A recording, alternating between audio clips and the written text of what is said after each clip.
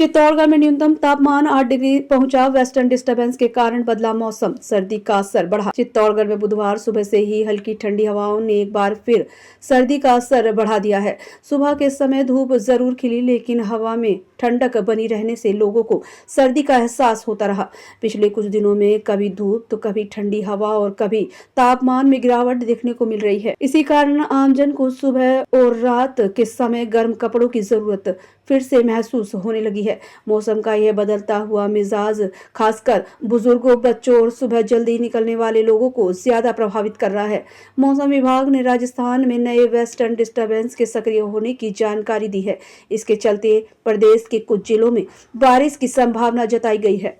हालांकि चित्तौड़गढ़ जिले के लिए कोई सीधा अलर्ट जारी नहीं किया गया है, लेकिन प्रदेश में हो रहे मौसम बदलाव का असर यहाँ भी धीरे धीरे दिखाई दे रहा है। ठंडी हवाओं का चलना और रात के तापमान में गिरावट इसी का संकेत मानी जा रही है। मौसम विभाग का कहना है कि जब आसपास के क्षेत्रों में मौसम बदलता है तो इसका प्रभाव पड़ोसी जिलों तक पहुंचना सामान्य बात है। मौसम विभाग के अनुसार 22 से 24 जनवरी के बीच राजस्थान में कुछ हिस्सों में एक मजबूत वेस्टर्न डिस्टर्बेंस सक्रिय रहेगा, जिससे बारिश हो सकती है। जिसके बाद 26 से 28 जनवरी के बीच एक और back to back western disturbance के असर की संभावना।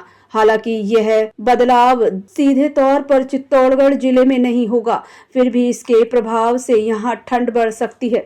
विभाग ने बताया है कि 24 और 25 जनवरी को मौसम शुष्क रहने की संभावना है, लेकिन इस दौरान न्यूनतम तापमान में 2 से 4 डिग्री तक गिरावट आ सकती है। साथ ही सुबह के समय घना कोहरा छाने की भी आशंका जताई गई है। बीते 24 घंटों की बात करें तो चित्तौड़गढ़ में दिन के तापमान में हल्की बढ़ोतरी दर्ज की गई है, जबकि रात का तापमान लगातार नीचे जा रहा है। अधिकतम तापमान 26.2 डिग्री से बढ़कर 26.8 डिग्री सेल्सियस पहुंच गया है, जिसमें दोपहर के समय हल्की गर्मी महसूस हो रही है। वहीं न्यूनतम तापमान 9.4 डिग्री से गिरकर 8.6 डिग्री सेल्सियस पर आ गया है, यानी दिन और रात के तापमान में अंतर बढ़ गया है। इसी वजह से सुबह और रात ठंडी, जबकि दोपहर कुछ हद तक। मौसम विशेषज्ञों के अनुसार यह स्थिति अगले आने वाले दिनों में भी बनी रह सकती है।